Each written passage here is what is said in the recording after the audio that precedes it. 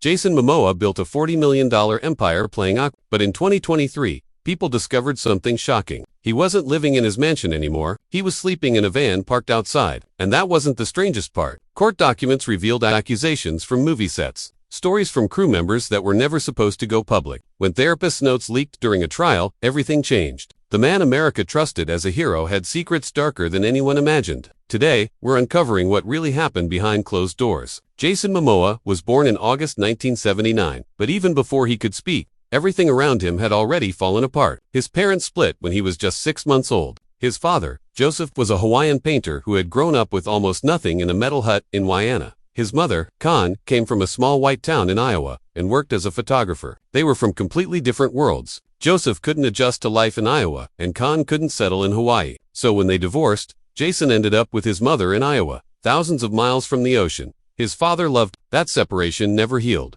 Joseph would visit, but rarely. Jason grew up wondering why his dad felt so far away, even when he came around. Growing up in Norwalk, Iowa wasn't easy. Jason looked different. His skin was darker, his features more Hawaiian, and the kids didn't let him forget it. There were only about 100 students in his class, and he was one of the very few who wasn't white. He got bullied for everything. His face, his sandals, even his hobbies. He liked skateboarding and rock climbing, things that didn't fit in where he lived. Kids stuffed him into lockers. Some called him a freak, and when he tried to connect with his Hawaiian side during summer visits, they rejected him too, calling him holy, a word for outsiders. He didn't feel accepted anywhere. He was stuck between two worlds, not fully belonging to either. He graduated high school in 1997, just 16 years old. But even then, things felt off. During those years, he played soccer with another boy from town named Brandon Ruth. Nobody knew it then, but both of them would one day play superheroes. Jason as Aquaman and Brandon as Superman. But back then, their high school team never even made it to the state tournament. It's strange how two boys from the same small town,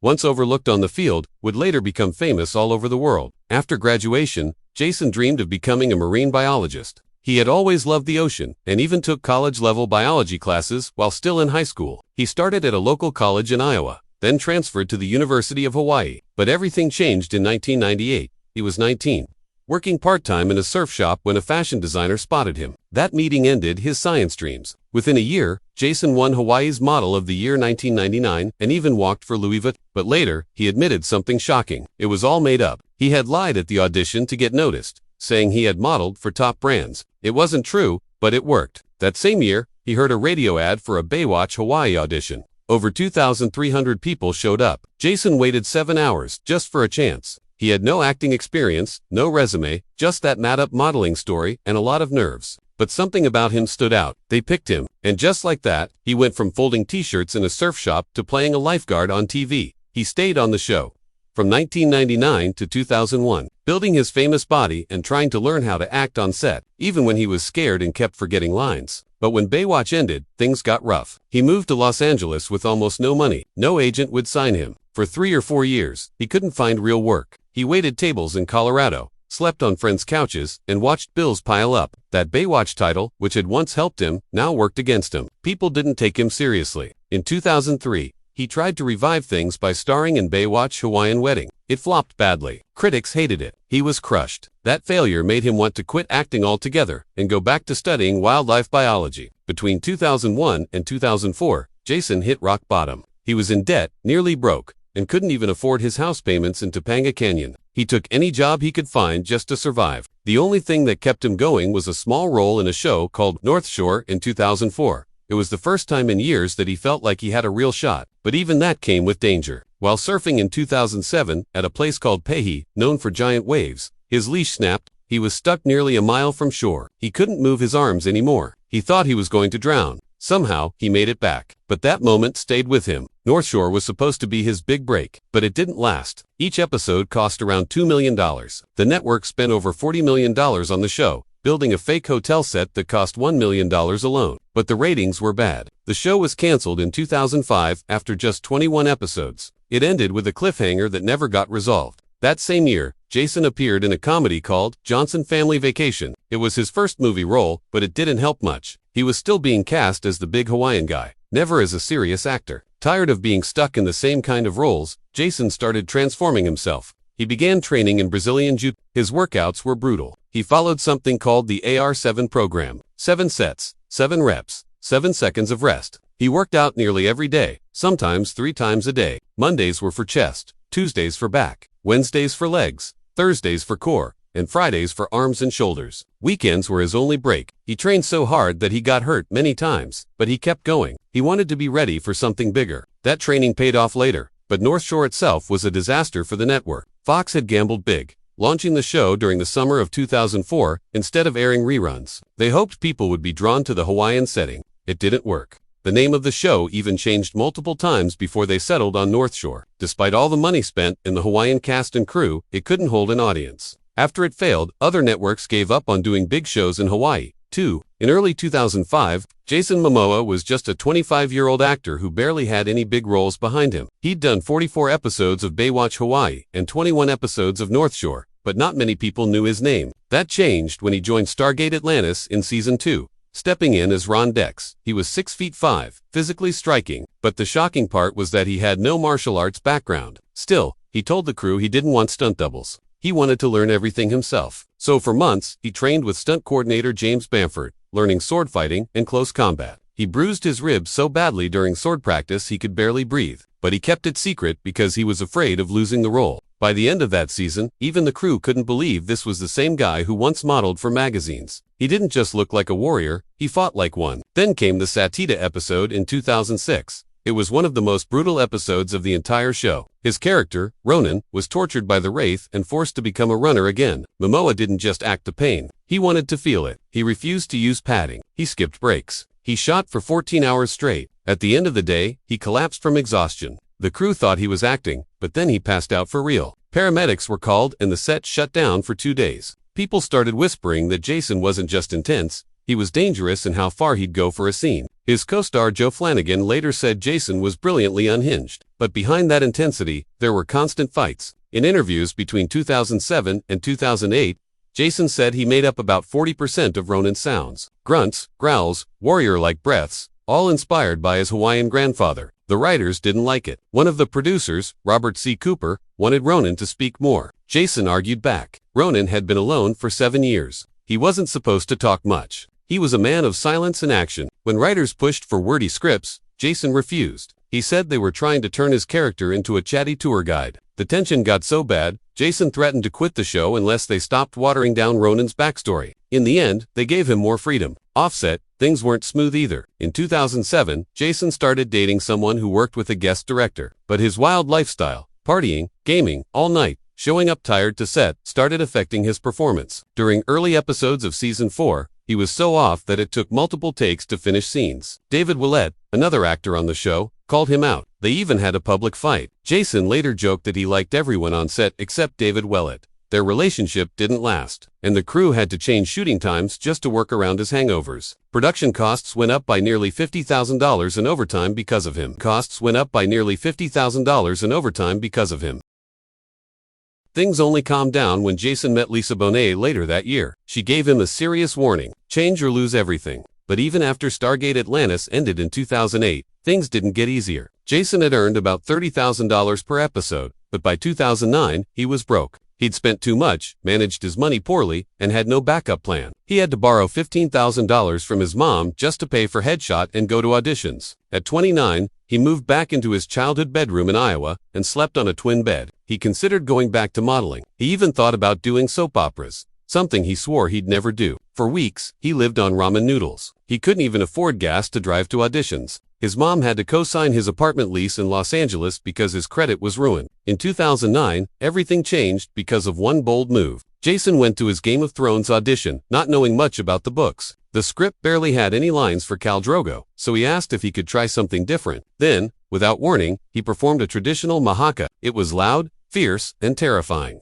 The casting directors froze. They didn't know what to say. Then they asked him to come back and do it again for the camera. That moment landed him the role that would change his life. But again, he went too far. In 2011, during Game of Thrones filming, he acted out a rage scene that wasn't even in the script and ended up breaking a stuntman's arm. Production stopped for 2 days. That wasn't the first time he got hurt or hurt someone else. In 2018, on the set of Braven, a fight scene left him unconscious. He had to be hospitalized with head trauma. He never liked using CGI or body doubles. He wanted everything real, and that meant getting hurt. That same year, during Comic-Con in 2011, he made a joke that would follow him for years. On a panel, he He said he liked working on Game of Thrones because he got to rape beautiful women. The crowd laughed, but his castmates were visibly uncomfortable. Years later, in 2017, that clip resurfaced during the Weinstein scandal. Jason was in Australia when it blew up. He woke up to thousands of angry messages. He posted a public apology right away, saying he was ashamed. He said those jokes hurt people close to him, too. The backlash was so strong that he started therapy to better understand what his role represented, and how to separate performance from real pain. That same year, filming Drogo's death scene nearly broke him. The scene took 12 hours to shoot. The makeup was so realistic that Emilia Clarke actually threw up. One crew member fainted. The heat, the prosthetics, the emotional pressure, it all weighed on Jason. When filming ended, he cried for hours. He wasn't just letting go of a character. He was letting go of a version of himself that had been through hell. After Game of Thrones, fame hit hard, but not in the way he expected. People started showing up at his house. Some thought he was really Drogo. He had nightmares, violent ones, where he couldn't tell if he was still that warlord. He called them PTSD dreams. And yet, at the same time, he was still broke. He couldn't afford to fly home to Hawaii. So he and a friend rented a U-Haul van and drove around Ireland looking for the best Guinness. People thought he was living the dream, but he was broke, tired, and mentally drained. Then in 2011, he took another huge risk. He bulked up to 240 pounds to play Conan the Barbarian. It took 6 weeks of brutal training, but the movie flopped. It made just $63.3 million against a $90 million budget. Critics gave it 30% on Rotten Tomatoes. Jason called it a big pile of during those 5 months of filming. He was bleeding almost every day. His hands, arms, legs, always cut up. He refused to use doubles. He wanted it to feel real, but all it gave him was disappointment and more debt. In 2014, fed up with Hollywood, Jason made his own film. He directed Road to Paloma and paid for it himself. $600,000. He borrowed the first $100,000 on a risky loan. He used his personal motorcycle. He asked his friends to help. He even got music from the Rolling Stones. The film barely broke even, making just $937,000. But it was deeply personal. It was about grief, identity, and freedom, and it helped him process a lot of the pain he'd carried for years. Later that year, he starred in The Red Road, playing a Native American character. But the show sparked protests. Real tribes said it misrepresented them. Even though Jason was part Native Hawaiian, and Pony activists said the show didn't consult real Ramapu members. He defended himself, but the backlash grew. The show was canceled after 2 seasons. By 2013, he was so broke again that he lived in a van. Not because it was cool, but because he had no choice. He told a magazine, "We were starving after Game of Thrones. I had babies and no money." While Lisa Bonet and their kids stayed in LA, Jason lived on the road. He said it helped him escape the pressure, but really, it was survival. Then in 2014, he got an unexpected audition. It was for Batman in Batman vs. Superman. He didn't think he had a shot. He played the scene like Batman had died and someone else picked up the suit. It was gritty, raw, and strange. Zack Snyder liked it, but instead of Batman, he offered Jason something else. Aquaman. Jason was shocked. A brown Aquaman, long hair, tattoos, orange shirt. But Snyder had a vision, and Jason said yes. Filming Justice League in 2017 was chaos. Zack Snyder stepped away after a family tragedy. Joss Whedon came in and rewrote most of the film. They only kept about 10% of the original footage. Jason said the reshoots felt totally different. The movie underperformed, making $657 million on a $300 million budget. But fans weren't done. In 2021, HBO Max released Zack Snyder's original 4-hour version. Jason didn't film anything new for it. All his scenes were already shot. He was stunned people didn't realize those parts had always existed. That cut became the 4th most streamed movie on HBO Max. Then came Aquaman in 2018. It shocked everyone by making $152 billion worldwide. But behind the scenes, Jason and Amber Heard reportedly didn't get along. During Heard's 2023 trial, she claimed Jason came to set drunk and dressed like Johnny Depp.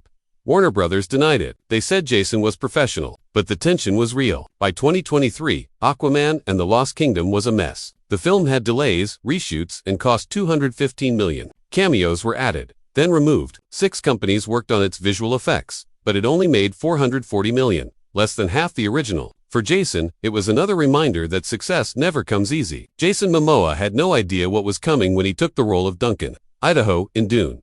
It was 2021, and the team was shooting in the Wadi Rum Desert in Jordan, a place so dry and vast they called it the Valley of the Moon.